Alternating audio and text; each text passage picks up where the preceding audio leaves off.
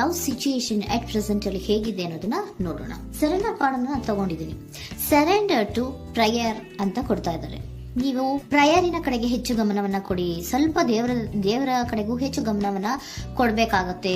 ಯಾವಾಗ ನೀವು ದೇವರನ್ನ ತುಂಬ ಹೃದಯದಿಂದ ಪ್ರಾರ್ಥನೆಯನ್ನ ಮಾಡಿ ನನಗೆ ಸಹಾಯವನ್ನ ಮಾಡು ಅಂತ ಕೇಳ್ತಿರೋ, ಆಗ ಅದೆಲ್ಲ ಸಮಸ್ಯೆಗಳಿಂದ ನೀವು ಆಚೆ ಬರ್ತೀರಾ.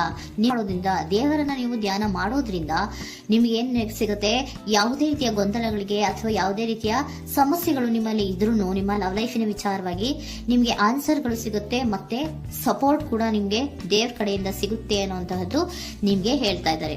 ಅಟ್ ಪ್ರೆಸೆಂಟ್ ಅಲ್ಲಿ ಲವ್ ಸಿಚುಯೇಷನ್ ನಿಮ್ಗೆ ಬಾಟಮ್ ಆಫ್ ದ ಟಕ್ ಬಂದಿರುವಂತಹದ್ದು ರೆಫ್ಯೂಸಿಂಗ್ ಆಫರ್. ಯಾವುದೋ ಕೆಲವೊಂದು ನಿಮ್ಮ ಲವ್ ಲೈಫಿನ ವಿಚಾರವಾಗಿ ಆಫರ್ಗಳನ್ನ ರೆಫ್ಯೂಸ್ ಮಾಡ್ತಾ ಇರುವಂತಹದ್ದು ಅಥವಾ ಮಿಸ್ಡ್ ಆಪರ್ಚುನಿಟಿ ಅನ್ನುವಂತಹದ್ದು ರೆಪ್ರೆಸೆಂಟ್ ಆಗ್ತಾ ಇದೆ. ಯಾಕೋ ನೀವು ಮಿಸ್ ಮಾಡ್ಕೋತಾ ಇದ್ದೀರಾ ಕೆಲವೊಂದು ಆಫರ್ಸ್ ಗಳನ್ನ ಅನ್ನುವಂಥದ್ದು ರೆಪ್ರೆಸೆಂಟ್ ಆಗ್ತಾ ಇದೆ. ಏನೋ ಒಂದು ರೀತಿಯ ಧ್ಯಾನ ಮಾಡ್ತಾ ಇರುವಂತದ್ದು, ಚಿಂತೆಯನ್ನ ಮಾಡ್ತಾ ಇರುವಂತದ್ದು ರೆಪ್ರೆಸೆಂಟ್ ಆಗ್ತದೆ. ಪಾಸ್ಟಿನಲ್ಲಿ ನಿಮ್ಮ ಲವ್ ಲೈಫಿನ ವಿಚಾರವಾಗಿ ಒಂದು ನ್ಯೂ ಐಡಿಯಾ ಇತ್ತು, ಏನೋ ಒಂದು ರೀತಿಯ ಹೊಸ ಐಡಿಯಾಗಳನ್ನ ಮಾಡ್ಕೊಂಡಿದ್ರಿ. ಲವ್ ಲೈಫಿನ ವಿಚಾರವಾಗಿ ನಿಮ್ಮ ಆಪರ್ಚುನಿಟಿ ಕೂಡ ಚೆನ್ನಾಗಿಯೇ ಇತ್ತು. ಆದ್ರೆ ನಿಮ್ಮ ಲವ್ ಲೈಫಿನ ವಿಚಾರದಲ್ಲಿ ಕಿಂಗ್ ಆಫ್ ಸೋರ್ಟ್ಸ್, ನೀವೇನನ್ನ ನಿಮ್ಮ ಲವ್ ಲೈಫಿನ ವಿಚಾರವಾಗಿ ಏನನ್ನ ಎಕ್ಸ್ಪೆಕ್ಟ್ ಮಾಡಿದೀರಾ ಪಾಸ್ಟಿನಲ್ಲಿ ಅಂದ್ರೆ ಲವ್ ಲೈಫಿನಲ್ಲಿ ಒಂದು ಕ್ಲಿಯರ್ ಇರಬೇಕು, ಕ್ಲಾರಿಟಿ ಇರಬೇಕು. ಮತ್ತೆ ಯಾವುದೇ ವಿಚಾರ ಕೂಡ ನಿಮ್ಮ ಲವ್ ಲೈಫಿನ ವಿಚಾರದಲ್ಲಿ ಮುಚ್ಚುಮರೆ ಅನ್ನೋದು ಇರಬಾರ್ದು. ಸ್ಪಷ್ಟವಾಗಿರ್ಬೇಕು, ಸ್ಪಷ್ಟವಾಗಿ ಹೇಳ್ಬೇಕು. ಏನ್ ಹೇಳ್ಬೇಕೋ ಅದು ಸ್ಪಷ್ಟವಾಗಿ ಹೇಳ್ಬೇಕು ಅನ್ನುವಂತಹದ್ದು ಎಕ್ಸ್ಪೆಕ್ಟ್ ಮಾಡುವಂತಹದ್ದು ಪ್ರೀತಿಯ ವಿಚಾರದಲ್ಲಿ. ಮತ್ತೆ ಕ್ಲಿಯರ್ ಆಗಿರ್ಬೇಕು. ಏನು ಅಂದ್ರೆ ನಿಮ್ಮ ಲವ್ ಲೈಫಿನಲ್ಲಿ ಒಂದು ಸ್ಟ್ರಾಂಗ್ ಆಗಿರ್ಬೇಕು, ಸ್ಟ್ರಾಂಗ್ ಬಾಂಡೇಜ್ ಇರಬೇಕು. ಮತ್ತೆ ಯಾವುದೇ ರೀತಿಯ ಚೈಲ್ಡಿಶ್ ಬಿಹೇವಿಯರ್ ಅನ್ನ ಮಾಡಬಾರ್ದು ಅನ್ನೋದು ಪಾಸ್ಟಿನಲ್ಲಿ ನೀವು ಎಕ್ಸ್ಪೆಕ್ಟ್ ಮಾಡಿರೋಂಥದ್ದು ರೆಪ್ರೆಸೆಂಟ್ ಆಗ್ತಾ ಇದೆ. ನೀವು ಅದೆಲ್ಲ ಎಕ್ಸ್ಪೆಕ್ಟ್ ಮಾಡಿದಾಗ ಯಾವಾಗ ನಿಮ್ಗೆ ಅದು ಸರಿ ಹೋಗಲ್ಲ ಅನಿಸ್ತೋ ಆಗ ನೀವು ಪ್ರೀತಿಯಿಂದ ಮುಂದೆ ಬಂದಿರುವಂತಹದ್ದು ಬಿಟ್ಟು ಮುಂದೆ ಬಂದಿರುವಂತಹದ್ದು ರೆಪ್ರೆಸೆಂಟ್ ಆಗ್ತದೆ.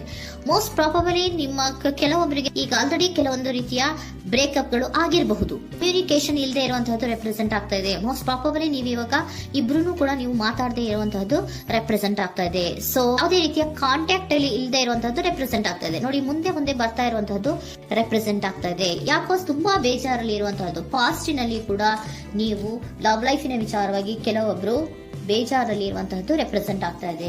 ಯಾಕೋ ಕ್ಲಾರಿಟಿ ಇಲ್ಲ, ಕ್ಲಿಯರ್ ಆಗಿರ್ಬೇಕು, ಸ್ಪಷ್ಟವಾಗಿರ್ಬೇಕು. ಏನ್ ಮಾತಾಡಿದ್ರು ಅದರಲ್ಲಿ ಯಾವುದೇ ರೀತಿಯ ಮುಚ್ಚುಮರೆ ಇರಬಾರ್ದು ಅನ್ನೋದು ನೀವು ಎಕ್ಸ್ಪೆಕ್ಟ್ ಮಾಡುವಂತಹದ್ದು. ಪಾಸ್ಟಿನಲ್ಲಿ ಕೂಡ ನಿಮ್ಗೆ ಸ್ವಲ್ಪ ಬೇಜಾರುಗಳಾಗಿರುವಂತಹದ್ದು ರೆಪ್ರೆಸೆಂಟ್ ಆಗ್ತಾ ಇದೆ. ಅಟ್ ಪ್ರೆಸೆಂಟಿನಲ್ಲಿ the moon card, 9 of swords, 6 of swords ಬಂದಿದೆ. ಮೂನ್ ಕಾರ್ಡ್ ಏನನ್ನ ರೆಪ್ರೆಸೆಂಟ್ ಮಾಡುತ್ತೆ? ಇಲ್ಯೂಷನ್ ಅನ್ನ ರೆಪ್ರೆಸೆಂಟ್ ಮಾಡುತ್ತೆ. ಕೆಲವೊಂದು ರೀತಿಯ ಭ್ರಮೆಗಳನ್ನ ರೆಪ್ರೆಸೆಂಟ್ ಮಾಡುತ್ತೆ, ಆತಂಕಗಳನ್ನ ರೆಪ್ರೆಸೆಂಟ್ ಮಾಡುತ್ತೆ.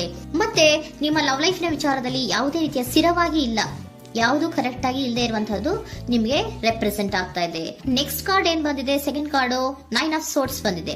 ಇದರಲ್ಲೂ ಕೂಡ ನಿಮ್ಗೆ ಆತಂಕ ಇತ್ತು, ಇದರಲ್ಲೂ ಕೂಡ ಆತಂಕ ಇದೆ, ಭಯ ಇದೆ, ಕರೆಕ್ಟ್ ಆಗಿ ನೀವು ನಿದ್ರೆ ಮಾಡ್ತಾ ಇಲ್ಲ, ಯೋಚನೆ ಮಾಡ್ತಾ ಇರುವಂತಹದ್ದು ಈ ಎರಡೂ ಕಾರ್ಡ್ಗಳಲ್ಲೂ ರೆಪ್ರೆಸೆಂಟ್ ಆಗ್ತದೆ. ಇದರಲ್ಲೂ ಆತಂಕಗಳಿದೆ, ಇದರಲ್ಲೂ ಆತಂಕ. ಅಟ್ ಪ್ರೆಸೆಂಟಿನಲ್ಲಿ ಕೆಲವೊಂದು ರೀತಿಯ ವಿಚಾರಗಳಲ್ಲಿ ಭಯವನ್ನ ಪಡ್ತಾ ಇರುವಂತಹದ್ದು ರೆಪ್ರೆಸೆಂಟ್ ಆಗ್ತಾ ಇದೆ. 6 of swords ಕೂಡ ಏನಾಗ್ತಾ ಇದೆ? ಮೂವಿಂಗ್ ಆನ್, ಮುಂದೆ ಹೋಗ್ತಾ ಇರುವಂತಹದ್ದು. ಬೇಜಾರಿಂದ ನೀವು ಮುಂದೆ ಹೋಗ್ತಾ ಇರುವಂತಹದ್ದು ರೆಪ್ರೆಸೆಂಟ್ ಆಗ್ತಾ ಇದೆ. ಅಟ್ ಪ್ರೆಸೆಂಟಿನಲ್ಲಿ ಯಾವುದೇ ರೀತಿಯ ಸಮಾಧಾನದಿಂದ ಇದ್ದಿರುವಂತಹದ್ದು ಈ ರೀಡಿಂಗ್ ಗಳಲ್ಲಿ ಕಾಣಿಸ್ತಾ ಇಲ್ಲ. ಓಕೆನಾ? Take it resonate. ನಿಮ್ಗೆ ರೆಸೋನೇಟ್ ಆದ್ರೆ ಮಾತ್ರ ತಗೊಳ್ಳಿ. ನೆಕ್ಸ್ಟ್ ಕಾರ್ಡ್ ಇಮಿಡಿಯೇಟ್ ಫ್ಯೂಚರ್ ನ ಬಗ್ಗೆ ನೋಡೋದಾದ್ರೆ ನೈಟ್ ಆಫ್ ಸೋರ್ಟ್ಸ್ ಬಂದಿದೆ.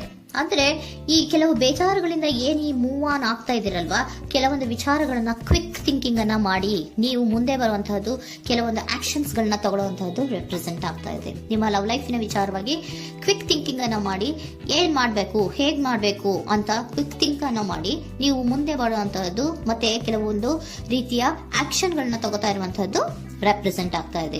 ಕ್ವೀನ್ ಆಫ್ ಕಪ್ ಏನನ್ನ ರೆಪ್ರೆಸೆಂಟ್ ಮಾಡುತ್ತೆ? ಬಹಳ ಕೇರಿಂಗ್ ಅನ್ನ ರೆಪ್ರೆಸೆಂಟ್ ಮಾಡುತ್ತೆ. ಏನಿರ್ಬೇಕು ಲವ್ ಲೈಫಿನ ವಿಚಾರದಲ್ಲಿ? ನೋಡಿ, ನೀವು ನೋಡ್ತಾ ಇರೋದು ಹೇಗ್ ನೋಡ್ತಾ ಇದ್ದೀರಾ? ನಿಮ್ಮ ಲವ್ ಲೈಫಿನ ವಿಚಾರದಲ್ಲಿ ಏನಿರ್ಬೇಕು ಅಂತ ಎಕ್ಸ್ಪೆಕ್ಟ್ ಮಾಡ್ತೀರಾ? ಸ್ವಲ್ಪ ಸ್ಟೇಬಲ್ ಆಗಿರ್ಬೇಕು, ಬಹಳ ಕೇರಿಂಗ್ ಇರ್ಬೇಕು, ಎಮೋಷನಲ್ ಇರ್ಬೇಕು ಅದರಲ್ಲಿ ಅನ್ನುವಂಥದ್ದು ನೀವು ಎಕ್ಸ್ಪೆಕ್ಟ್ ಮಾಡುವಂಥದ್ದು.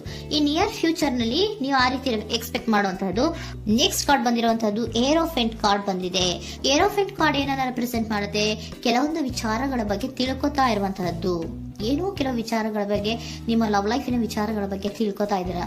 ಏನಾಗಿದೆ, ಹೇಗಾಗಿದೆ, ಸ್ವಲ್ಪ ಆಕ್ಷನ್ಸ್ ಅನ್ನ ತಗೋಬೇಕು ಅಂದ್ರೆ ನಾನು ಸ್ವಲ್ಪ ಕೇರ್ ಅನ್ನ ಮಾಡಬೇಕು, ಸ್ಟೇಬಲ್ ಆಗಿರ್ಬೇಕು ಅಂದ್ರೆ ಸ್ವಲ್ಪ ನಾನು ಕೇರ್ ಅನ್ನ ಮಾಡಬೇಕು, ಆಕ್ಷನ್ ಅನ್ನ ತಗೋಬೇಕು ಅನ್ನೋಂತಹ ನಿರ್ಧಾರಗಳನ್ನ ನೀವು ಮಾಡ್ತಾ ಇರುವಂತದ್ದು ರೆಪ್ರೆಸೆಂಟ್ ಆಗ್ತಾ ಇದೆ.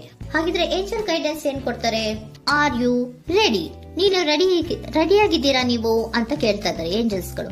ಅಂದ್ರೆ ಏನು, ನೀನ್ ಇಲ್ಲೇ ಕುತ್ಕೊಂಡು ಅಳ್ಕೊಂಡು ಬೇಜಾರು ಮಾಡ್ಕೊಂಡು ಕುತ್ಕೊಳ್ಳೋದು ಬೇಡ, ಸ್ವಲ್ಪ ನೀನು ಮುಂದೆ ಮೂವ್ ಆಗು. ಅಲ್ಲಿರೋದ್ರಿಂದ ಏನು ಪ್ರಯೋಜನ ಇಲ್ಲ. Are you ready? ನೀವು ರೆಡಿ ಆಗಿದ್ದೀರಾ? With in the next few weeks, ಕೆಲವೊಂದು ವೀಕ್ಗಳಲ್ಲಿ, ಕೆಲವೊಂದು ವಾರಗಳಲ್ಲಿ ನೀವು ಏನಾಗ್ತೀರಾ? ಅಬಂಡೆನ್ಸ್, ಸಾಮರಸ್ಯ ಅನ್ನೋದು ಇರುತ್ತೆ. ಇಂಪ್ರೂವಿಂಗ್ ಹೆಲ್ತ್ ಅಂದ್ರೆ ಏನು, ನೀವು ಯೋಚನೆ ಮಾಡಿ ಮಾಡಿ ಮಾಡಿ ಏನ್ ನೀವು ಈ ಆರೋಗ್ಯವನ್ನ ಹಾಳು ಮಾಡ್ಕೊಂತ ಇದ್ದೀರಾ. ಸೊ ಇಂಪ್ರೂವಿಂಗ್ ಹೆಲ್ತಿನ ಕಡೆಗೆ ಗಮನವನ್ನ ಕೊಡಿ. ಆತಂಕವನ್ನ ಮಾಡ್ಕೊಂಡು ಭಯವನ್ನ ಪಡ್ಕೊಂಡು ಮುಂದೆ ಹೋಗ್ಬೇಕಲ್ಲ ಅಂತ ನೀವು ದಿನ ದಿನ ಹೆಂಗೆ ಕಾಲವನ್ನ ಮುಂದೆ ಹಾಕ್ತಾ ಇದ್ರೋ, ಅದಕ್ಕೆ ಏನ್ ಹೇಳ್ತಾ ಇದ್ದಾರೆ? Are you ready? ಮುಂದೆ ಬರೋದಕ್ಕೆ ನೀನ್ ರೆಡಿ ಆಗು. ನೀವ್ ಅಲ್ಲೇ ಕೂತಿರೋದ್ರಿಂದ ಯಾವುದೇ ರೀತಿಯ ಪ್ರಯೋಜನ ಇಲ್ಲ. ಸ್ವಲ್ಪ ನಿಮ್ಮ ಹೆಲ್ತಿನ ಕಡೆಗೆ ಗಮನವನ್ನ ಕೊಡಿ. ಸಮೃದ್ಧಿ ಅನ್ನೋದು ಬಂದೇ ಬರುತ್ತೆ, ಸಾಮರಸ್ಯ ಅನ್ನೋದು ಇದ್ದೇ ಇರುತ್ತೆ ಅನ್ನೋದು ಹೇಳ್ತಾ ಇದ್ದಾರೆ.